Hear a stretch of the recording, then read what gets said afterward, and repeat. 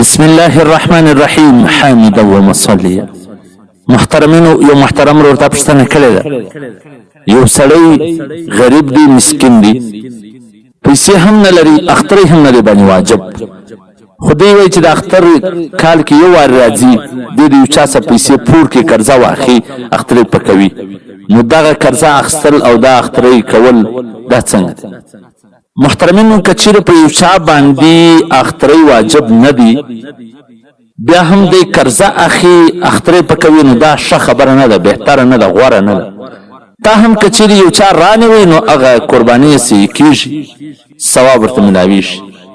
خو غوره دا ده چې دی قرضه نه واخلي، پور نه وکړي، ځکه پر ده باندې اخترې نه دی واجب. که پر یو چا اخترې واجب وي، د ضرورت اصلیه څخه زیات سامان لري، لیکن پیسې نه لري، هغه به بیا پور کوي، هغه به قرضه اخلي، اخترې به کوي. او که پر چا باندې نه وي واجب، هغه دې نه کوي، پور دې نه اخلي د چا څخه.